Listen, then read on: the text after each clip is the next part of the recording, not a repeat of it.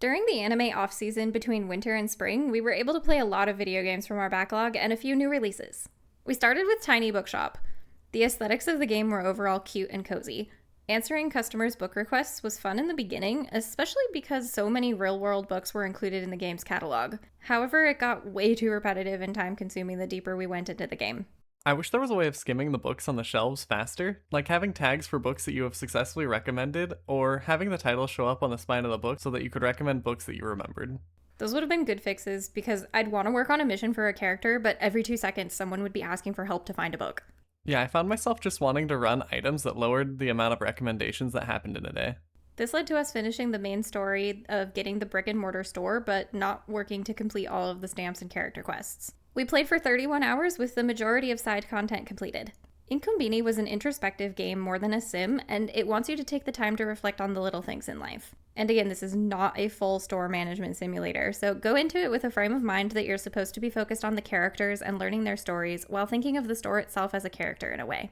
I really liked the diversity of the characters and their unique stories. I do wish they increased the character interactions with each other, but they did get some fun interpersonal moments towards the end of the game. It was also fun to restock the shelves, trying to make sure everything was in its place, but having items out of their normal location generally just led to slightly different dialogue, or a customer asking where an item was, with no real punishment. It has replayability for the sake of alternate character choices, but we decided our first playthrough ending was satisfying enough.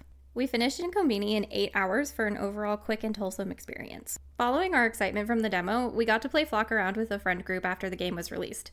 It was a lot of fun discovering the map together and getting up to shenanigans. And all of the birds are so adorably modeled. Plus, the devs have put out frequent updates since the release, which I appreciate. So far, we have 8 hours invested into the game, and our bird book is nowhere near 3-starred perfection, but I'm excited to see what the eventual update to include missions would look like. This was a fun, casual photography game, and kind of makes me want to play more of these, as I liked games like Pokemon Snap and Paparazzi in the past, and had my eye on playing more games like this, such as Lush Foil Photography Sim, or just going outside more with my camera. For Banishers Ghosts of New Eden, Don't Nod Studio crafted a memorable and unique setting for this story, and I really enjoyed our time in New Eden and the surrounding areas. We were playing on normal difficulty with Ascending Antea as our goal ending. We'd originally started with the intention of a resurrection playthrough, but then we got to Prudence and killing her felt wrong, so we went back and swapped. Note, there is a time, halfway-ish through the game, that you get the option to change your vow if you want. I really enjoyed the feedback loop of meeting someone new and following conversations and clues until you uncovered the source of their haunting. If only we didn't have to hear Red and Antea introduce themselves 50 million times by virtue of this setup. Introducing himself to the deer head in the hunting cabin was an unexpected funny for this, though, and I don't think it would have felt as personal if we didn't give introductions every time. It also helped indicate whether a character could see Antea or not. Or if we talked to them already or not. The game showcases folklore and mysticism, and at times a cyclical timeline, while revolving around how heinous acts can fester and never truly leave the one who commits the act. It also examines the many ways people face death and what comes after. And it does a good job of presenting you with flawed characters, what desperation can do to a person, and some examples of the worst of humanity. You have to judge their choices and debate either saving or condemning the people of New Eden. I really liked how impactful these choices felt, as you would often see the consequences in how they changed the individual settlements when revisiting them. It took us 42.5 hours, which included completing the majority of the side quests. But Banishers was an experience that has stayed with me long after we finished playing, and I'm glad that we finally got around to it. A short hike was so heartwarming, and the animal characters are super cute. The dialogue is so funny, and the game turns a lot of mundane things into silly enjoyment and discovery. There's a good variety of activities to complete, so long as you make sure that you talk to all the other animals. Every interaction was so fun, so I don't want to spoil them too much, but I particularly liked the climbing group and the beach stickball. Even with only 4 hours, it was a total mood booster, and we loved every moment. But the thought of having to find every sprout to water and every type of fish broke our morale towards 100%ing the game, so we called it there. It's a great short game that I'm glad lived up to what I had heard about it. When it comes to Final Fantasy XVI, we finished the main game back in 2023, so coming to the DLCs this late was a little lackluster in a way because my brain had moved on. Echoes of the Fallen at 3 hours was mostly fighting a ton of things to get to the top of a tower and a boss battle that wasn't even cinematic, so that part was a little boring. Rising Tides was a bit more robust at 7 hours. It gave us a whole new map area, and I thought the buildup of the story for this area and the lore of their tribe was interesting. But I struggled with the dominant being a baby because it made it harder to take some elements of the DLC seriously. Then there was also a bunch of side quests that unlocked things in the village, like being able to bring your chocobo to the island. I really liked the new environment with the water frozen in time. Most of the spectacle of the final boss was really good, except that one phase that was very unforgiving in the time limit of how fast you had to go without making any mistakes. On the whole, I'm not sure if I would have enjoyed this more if we had played the DLCs when they first came out, because they still carried a quality to them that had to respect not altering the ending of the main story. For 007 First Light, we played on intended difficulty. Coming to this with only a Daniel Craig Bond history, I know a lot of Easter eggs and things were lost on us, but I still find the idea of this as a reboot interesting. The game as a whole felt like we were watching a 007 movie marathon, which was great. I was surprised by how many chapters there were in the story, which gave us so many cool locations to visit, making it hard to pick just one favorite stage. Although sometimes the pacing of the story felt weird, like it would feel as though we were in an endgame situation and then they'd find another layer to add to the mission after all. And I think it may have flowed better to go to Vietnam and then go to Web Industries, but since a certain character needed to be alive for it, I understand why they didn't shuffle those story beats around.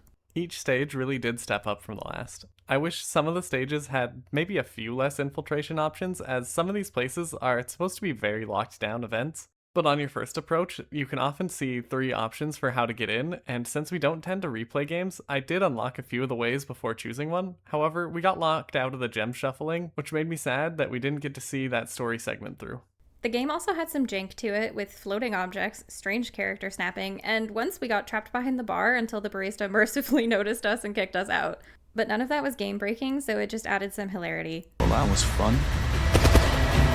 My biggest complaint about the game is how incredibly long the loading screen is between dying and popping back in to start over.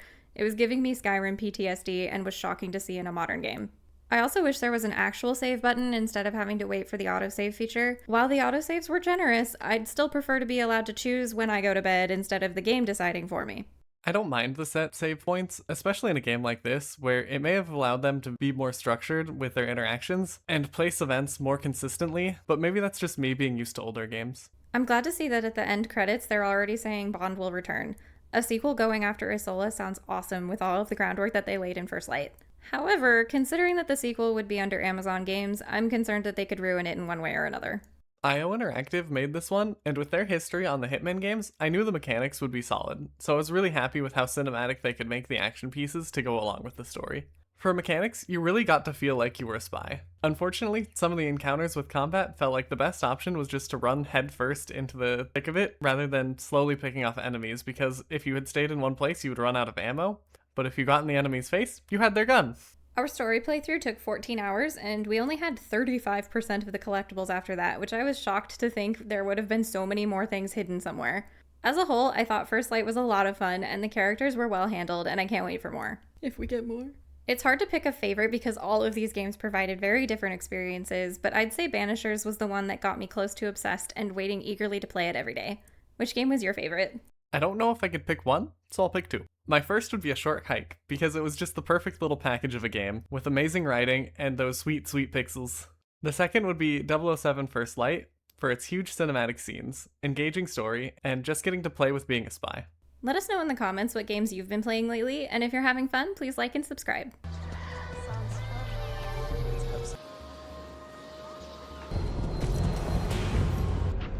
Huh?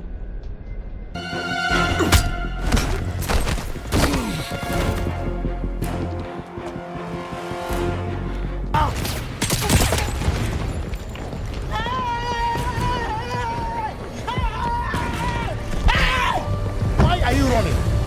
Why are you running?